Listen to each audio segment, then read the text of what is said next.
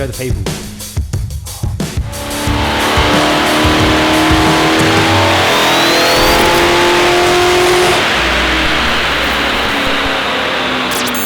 All right, Michael, what are we doing today? We're doing something I haven't done for a fair while, which is, oh wait, we did. We worked on this not long ago. We're back on the HQ again. And the reason why is because there's a couple of things that we learned from the Hard Ass 1000. What did the little 253 torque monster do? So a lot of people already know, but you need to show us the evidence. If you follow our Instagram, you've already seen this, but this is what the little 253 torque monster did. If anyone ever questions the amount of torque and raw power that comes out of 253, this is it, because this is my axle, a 28 spline axle, and that's what it did. I mean, there's not a twist up here, right? There's nothing there. No. This is how torquey it is. See, I reckon right here, they just didn't heat treat it right. Oh, mate, I don't know how they did it. I showed, everyone I've shown, they've gone, I have never seen that happen in an axle ever in, you know, all my years. Even Carl, our diff guy, he said, how did you do that? I've never seen that happen in anything. Axles, as we all would know, either are working in straight or they're snapped. They don't bend like this. So the way I see it, as I'm telling everyone, is yeah, the little HQ, she had enough power to bend it, but not enough power to break it. Now obviously this is already out and you can see the car's already ground. I've already replaced this axle. I ended up pulling the axle out of our spare diff and I swapped it over, put a new bearing on it, so it's all good to go. It's just basically a temporary fix for now until the diff goes back to Carl, because I am going to put a set of 355s into this thing now after what we've learned from the Hard Ass 1000 and trying to get this thing off the line. The 308s doesn't really like getting off the line really hard. It does this. And 355 is probably where I want to be. So the diff is going back to Carl's anyway, which is, I sort of knew that at the end of Hard Ass 1000 anyway, which is why I wasn't so bummed when I bent the axle, because chances are I'm probably going to go down the path of billet axles, which I know is complete overkill for this car, but it should mean that this would never happen again. Now, shall we talk about what we're doing today? Yes, let's get to the task at hand. Yes. All right, gloves off, because today is not going to be a dirty day. Today is going to be a clean day, hopefully. Come for a walk. We'll talk about what we're doing. A clean day until we get to the dyno. Yeah, oh yeah, we'll get to that. So, if anyone went back and watched the Sniper series and this when we put the Sniper in this, the mission brief was that it had to look original. You would never tell it how to Sniper in it. So, we put our screen down in here. So the screen lives in here. So if I turn this on, my screen comes on down here, and it used to live here. It was sort of taped there, but I pulled it off, and that would be my screen. All well and good, except for when you're trying to drag race and you're trying to look at the RPM, because that's a whole lot more accurate than that one is. It's really, really hard to see what you're doing. So what I ended up doing, I sat that right there and I cable tied it to the steering column, which is fine, like it worked and it was grouse, looks a very drag racey spec, but obviously I still want to keep that originality look. So Kian, and this is all Kian's fault by the way, so I'm about to cut up a nice GDS dash because of Kian from Street Machine, if anyone's going to blame anyone. Kian suggested, what if I put it in here, behind the dash? Because this right here, if anyone knows Holden HQ GDS dashes, that should be a clock. Now I don't have the clock. The one I bought, this GDS dash, didn't come with a clock, and they're very expensive, they don't work, and I never bothered to buy one because why would I buy a not working clock? I thought, you know what, Kian? That's not a bad idea. Why don't we try and mount that behind here, because I've already done a little bit of measurements. That opening is just about the perfect size to encompass this screen. So we're going to cut up this dash to try and get the screen behind there. Shall we get cutting? Yeah, let's pull the dash out. So first things first, we got to get this screen out, and I'm pretty sure there's a million zip ties. Yeah, it only runs to the Sniper and plugs in the back, and that's as far as it goes. As far as it goes, yeah. I'll cut some zippies. Please don't snip any of my wiring, because this is a running car. And we don't want to do what we usually do. We take a perfectly good running car and end up not having a running car. There's a lot of stuff in the way, isn't there? All right, after about half an hour trying to get that out, we're finally out. We finally unwrapped it. Will it pull through the firewall? That is the question. Looks like it. How'd you go? All good. Oh, he's taped it here as well. Hey, I did good installs. This is a lot of work just to get a screen out. All this means is that it doesn't matter how much of the dash we're cutting out, we're cutting it out. Ah, that was always my plan. Yeah, you don't care. Nathan has very little sympathy for purists and originality, don't you? Yep. It's not yours if it's original. Oh, that's very cool. I don't know whether your man mitts are the best tools for the job here. Do you want me to get in there? I don't need your hands. Your cute little boy hands. Alright, so this is my old dash. This is a genuine GDS dash, which has been hacked already. That's why this one came out, because it had someone cut it out for a radio. So the plan is, that is going to go behind there.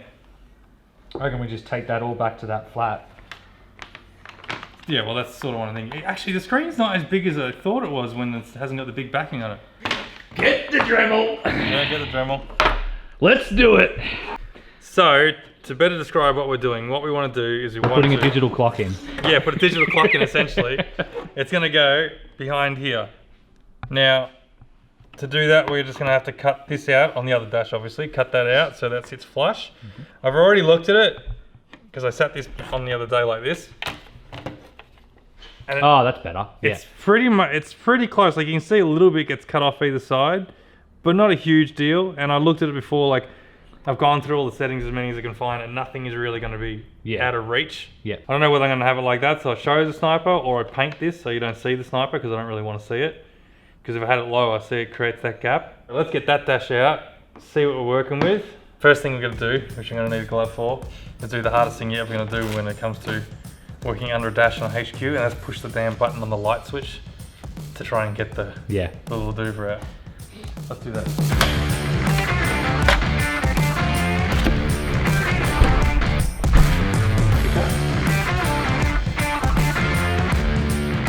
Okay, nice bit of metal. Put it on your knees when you have a crash, that's what you want. This is like being a safe cracker when you're trying to get the feel for this. The button. Hey, I got it in one! Oh, I've been doing it for many years, that's why. Okay, that was easy. Usually it's a lot harder than that. Which dash do you prefer, this or HZ? Oh, HQ. Yeah? Yeah. Yeah, I'd probably say the same. You know what? I would go so far to say that the HZ is a better looking dash, especially like a yellow needle GDS dash. But for some reason I like the HQ the most. I don't know what exactly it is about it. Maybe it's the simplicity of it, but it's just a good looking dash. And I do like the silver versions too. Oh yeah, the silver, The brushed silver. brush finish is my favorite. Yeah, Yeah, that's ultimate. Love how easy they come out. I know. Okay.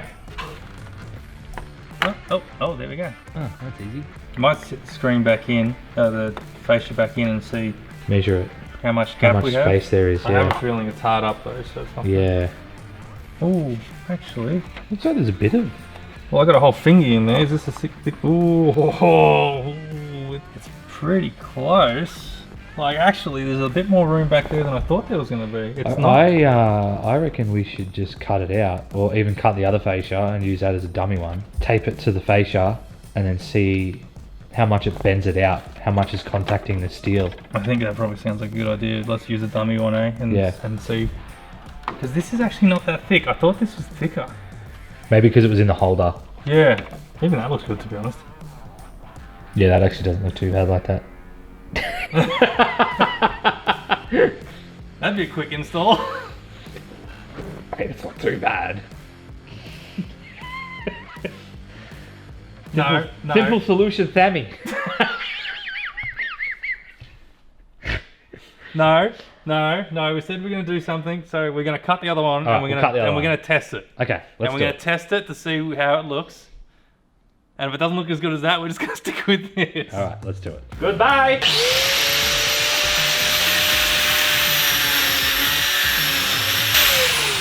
Oh, the smell of burning plastic. Love it.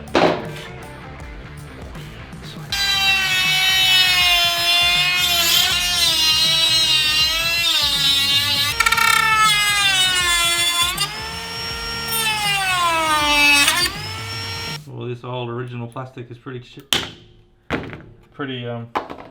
brittle. Come on, the suspense is killing me. Alright, let's sit in. He's so ready to go. Ooh! Show me. Show the people. Oh man, that does look good. I don't know, does it? I mean, you still can clearly see that it's not a clock anymore. Well, yeah, as compared to... Oh, you know what? Now that you've stuck it on the outside, I don't know what looks better now. Stick it on the inside again. Now on the outside. This is why I'm torn. I'm all out of shape. This is where I wish we could ask the people in real time. I don't know. Well, I don't know.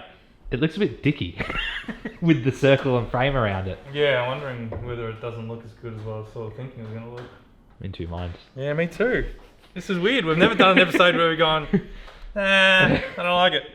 Alright. I don't know whether I like it just in front. I don't know how we're going to make it mount, but... I got an idea, trust. Have faith. It's bloody close. I think I like it. Like, it looks funny when it's off, but... Oh, actually, when you look at it here... It looks good. Alright, we're going to do a test of theory, whatever it is, to see what it would look like if it was on. Everything sort of works still. It's a little bit cut off there, but I think it's because it's sitting the wrong way a little bit. It does look good, but how much work is it to get it in there? That's the question. That's the thing. Whereas sitting it on the outside like we had it before, didn't look terrible. And it didn't look terrible. saved the dash, serves the purpose, yeah. Does it look a bit, you know, like you can tell it's obviously just been shoved behind where the clock used to be because of this gap. Yeah. If you can make a custom 3D dash like to fit in there, that would look grouse. But I'm gonna pull it back out now. We'll sit it on the front, see what it looks like, Yeah. and we'll compare the pair, eh? Mm-hmm. That actually looks pretty good. And it saves the dash. We don't have to cut the dash, don't have to do anything to the dash, just leave it as it is. What do we do? End the episode here and be like, yeah, we're done. Bit of blue tack Bit of and blue she's tack. sweet. I think the rounded edges of the clock make the screen look tiny and makes it look smaller than it Yeah, and it already kind of- is. Because it doesn't fit the bevel perfectly, it kind of looks like someone's just thrown a screen, like cut the clock out and thrown a screen behind it, Yeah. which is exactly what we did. Yeah. But it kind of looks that way, doesn't it? Yeah. I got to agree that that looks better. Damn The it. sniper red as well, on the word sniper, looks clean. Damn it, I was really excited to do that. I had a little hack as well too. Oh man. Because I had this as well. Because I was going to be like all clever and stuff, and then you're going to be like, okay, that's real clever, like you're going to do that. But then, how are you going to access your SD card? Because your SD card is behind the screen, if it's behind the dash, you're not going to be able to get to it. Well, I thought of that, didn't I? I got one of these little things. Oh, is that what that is? I touched it before and I was like, wonder what this is. This is an SD card extender. So I could have plugged that into behind the dash, ran that around, ran that under the dash, and it would have been like a get your thing out. I was all set, ready to go. You know, this is taking the jam out of my biscuit because it looks better. Damn it! I was so excited for that. And now this is actually the first time I'm sitting in it with it sitting outside, and it even looks better when I'm sitting in it. It does, doesn't it? That looks so much better. Oh, as much as I hate to admit it, I think that looks better. This is why we do these things. So you guys at home don't have to. And it's actually going to be so easy to mount as well. How do you reckon I already you know mount? how to mount it. How? Easy.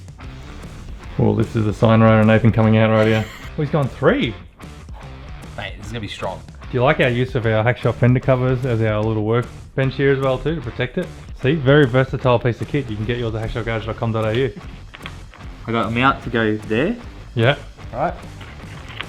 Another one to go there. This thing's going to be held in better than any other one I've ever mounted. Yeah, it's not going to need It's going to go there as well. mate, it's not going anywhere. And then, so the thing is with these, what works so well is that I can just sit it on the ground because they will sit flush like that. And by the time you put tape on the front of it, it's going to push it out anyway. It's going to be perfect. Yeah. It'll just be fine. Alright. It'll be strong as. So I'm just going to mount that now because I might as well. That's it. That's it. Could have saved ourselves a lot of hassle. Really could have. How's it feel? Is it strong? Oh yeah, that's not coming up anytime soon. Now, the high beam switch we're going to have to relocate to somewhere else. I don't know exactly where just yet, but we'll figure that one out. Even if it's just like a little blue LED that I put in, which I didn't get one, I probably should have. So, what I was toying with was to try and save cutting up the dash now that it doesn't look like we are cutting up the dash. What I was going to see if I could run this in one of the original warning light locations on the Speedo, because there's an empty one that doesn't actually do anything. Trouble is it's got a red lens on it, and I was going to see if this blue was bright enough to overcome the red lens and shine blue, but it looks as red as. So it's not really going to work, is it? And I don't really want red because then it's going to look like it's a warning light when you turn your high beams on. So now our biggest issue for the day is not where we mount the dash, it's where do we put our high beam activated light. I'm thinking we go for a run to town and we go get ourselves a little blue LED, and I'm wondering if I drill a hole in the back here and put the blue LED up in the top corner there. Oh yeah, that's not a bad idea. It's either that or I drill a hole in the dash, but I'm like, where am I going to drill in the dash where it looks somewhat decent? Yeah. Alright, let's go town now then. Go to town, see what we can find, see what we can come up with, go from there, I reckon. Alright, so we've just come back from the shops. We went to about 3 different shops, and turns out trying to find a blue dash indicator light is a lot harder than you would think, and even on the internet, I can't find one that's really going to suit purpose and not look completely out of place. I don't want it too bright, like a really bright LED, because obviously at night that's when you're using your high beams and I don't want that glaring me in the eye, so I'm trying to get something that is nice and dim. The original is probably sort of what I'm after, which is this little light here behind this blue lens. And on the way home I'm thinking, what are we going to do? And I thought, you know what? What if I use this behind the Speedo here, I use this section here because this is a blank, it doesn't get used. And if I take this red lens out here, what if I can make this go into there and replace it, basically put a lens, this blue lens in front of that, which is what I'm going to try to do. So I'm going to cut up this Povo Pack Holden emblem, cut it up, get the blue light out of it, or the blue lens out of it, and sort of see if I can get it to fit in there. And if I can, then I'm going to use this. If I can't, well then these don't matter anyway. We're not running it now because obviously this is in the way and it can't be ran. Oh, I mean it could, you could run it, but it doesn't matter. We're going to get rid of it anyway. And these you can get new anyway, and they're pretty common. They're not a GDS option or anything like that, they're a poverty pack. So let's get cutting and see what we can make. See if I can get it to fit in there, and if it does, happy days, because then I can just take the globe that goes into the back of this, rewire it to go into the back of this. Everything will work as per normal.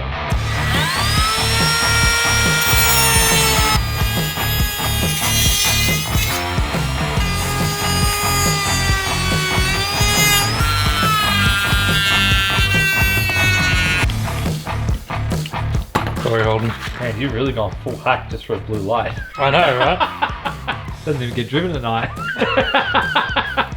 A bit of flat sanding here.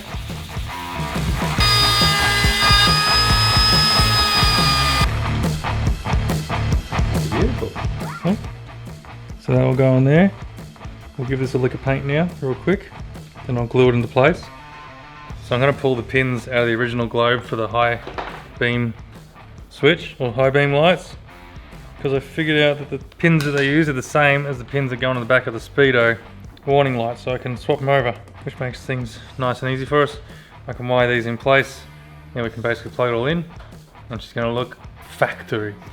Alright, so all I've done is I've taken from where this would go into the high beam light normally, I've just taken it, I've extended it, and I run that around here, and all the way down to this plug down here, and with any luck these should slip into place. Bang, put my globe in, globe's in. Sweet. Might test that before we close it all up, eh? Can you hook the battery on for me real quick? Yep.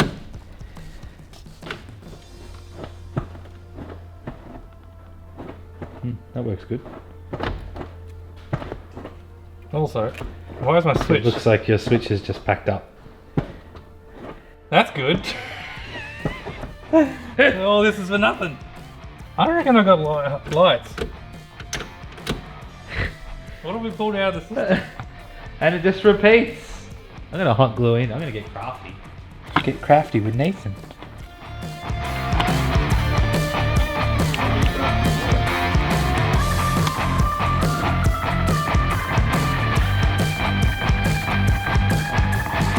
So So we've been at it an hour now, Michael, and we still don't have a dash fitted. What's been going on? Oh, you know, we just thought we'd take a little detour and head on up down why the hell won't this work street and fool around with stuff that we didn't need to fool around with, only to find out that it was a dimmer switch that's been playing up this entire time.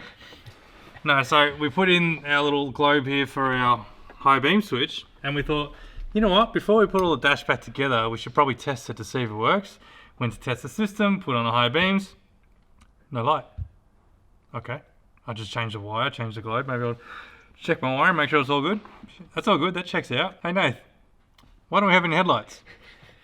I don't know, why don't we have any headlights? So we start going down that rabbit hole. Why don't we have any headlights? Okay, can't figure out what's going on. Everything seems to be working. Pulled out the switch, which now I'm struggling to get back in. That doesn't seem the problem. That seems fine. Nate's reading through the book. He's gone through the diagram. He's like, maybe it's a dimmer switch. I'm like, could be the dimmer switch. Let's have a look at the dimmer switch. So I went down the dimmer switch on the floor. If you haven't seen a HQ before, they have this little switch on the floor, and you use your foot to turn your headlights on and off. Clicked it, and noticed there's no click. That's a problem, because this is not a flashing switch, it's a changeover switch we figured out. It either goes from your low beam to your high beam. All this does is switch between the two. There's no clicking, that ain't working. So like, well, that's no good. So we tested it, we bridged the wires. This is where it plugs into here, and sure enough, we have a high beam circuit and we have a low beam circuit, and everything's working. So it turns out it's just this switch, dimmer switch, which is pretty common. They do fail, so we can get a new one, brand new, which is fine, but it means we've pulled apart all our dash and all the wiring for nothing, because it was this entire time. So what I'm doing now is I'm putting it back in, and we're gonna have to bridge the circuit to show you that a high beam light does work. That's all we can do for the minute, and I'm just gonna have to get a new one of these when I do get a chance. The interesting fact about all this, it means that probably for the whole of Hard Ass 1000 I would have had no headlights. So thank God I wasn't driving at night. So there you go. Now if I can get this bloody switch back into its home, we can move forward and keep on doing cool stuff, not dealing with annoying stuff like this. It also goes to show that, like as Nathan said, probably don't need to worry about this stupid blue light anymore, because I don't drive with my headlights on apparently very often. Alright, so our light is now in, so you can see it's a very, very neat install. It looks fantastic, looks very factory, I reckon. I'm pretty happy with that. It does, it looks pretty good. So once the fascia goes on top of this, this should sit centered, so you won't see any of this. That light does work. We tested it. We know that it works, and I'm going to test it again in a second just to be sure. And then, button it all up, put our new dash back together, and call it a day. And I go find a new switch. All right, we've turned all the lights off because I just turned it on then, and it is very dull. But God, there you go. See it. That's it. It is working. Yeah, just see it. On, off, on, off. Alright, very nice. So it does work. It's not too bright. I don't want it bright anyway, because like you said, at night when you get your high beams on, you don't want to be blinded by a shiny blue LED, which is why I wasn't so keen on putting an LED in it anyway. If I had to, I wanted a nice dull one. That does work and should be fine. I can see it from here. Yeah, you can see it, and you will notice that at night. So anyways, all right, let's see if she fires up. She might be flooded. Yes, it can still flood because we've had it on and off, so I'm going to try crank her straight away.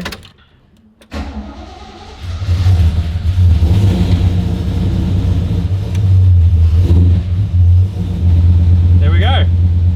One, stuck on with tape, dash. Honestly, I'm pretty stoked with that. I think all in all, that actually looks pretty good. And it looks, it's obviously not stock, but it looks okay. Yeah, no, it looks good. Alright, that was a big day. That was a big day to stick on a dash. 3 bits of 90-degree aluminium. If you're going to do this at home, just get a little bit of L channel. Yep. Some VHB. Yep, and if you're not worried about having a high beams light, you could literally just stick it straight on. Just stick it straight on. You could leave the clock or poverty pack clock in place. Yeah, we could have left that. And we didn't even have to really take all the wiring out. We could have left the wiring as it is. But that looks good there though. But I think it looks clean, it looks neat. I'm happy with it now, so. It looks good. Yes, hopefully now you've hung around long enough to watch this thing on the dyno. To watch this thing in the dyno to make this episode actually worth watching. Now on to something a little more exciting.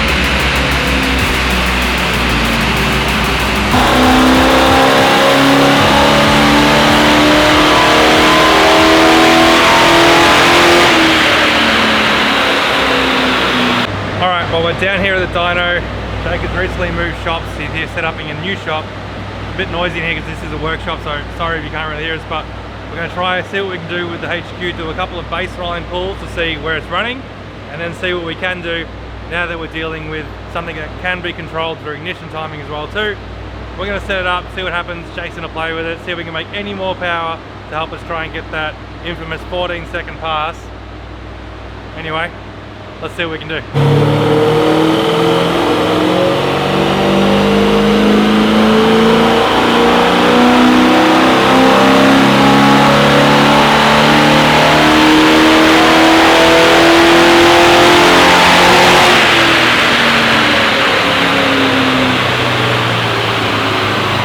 Done a few pulls now, it's running fairly consecutively, it seems to be running healthy, around the 90 kilowatt mark, which I don't think is as much as what it used to make, so we're going to have a look at it, see what's going on. At the moment we're just interested in how the Holley is actually learning, the way that it's actually trimming itself every time we do a power run here.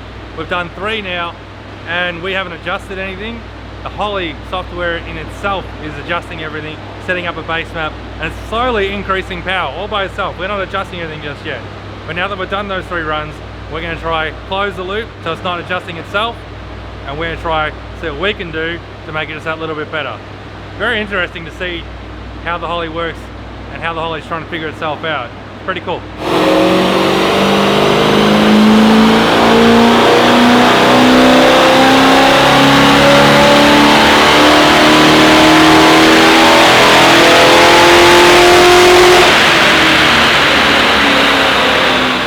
Was today was basically to go to the dyno and see whether, now that we have timing control, how different it was compared to when we went there without, and to see also how efficiently the Holley is controlling that 253, and seeing if we could pick up a little more power here and there.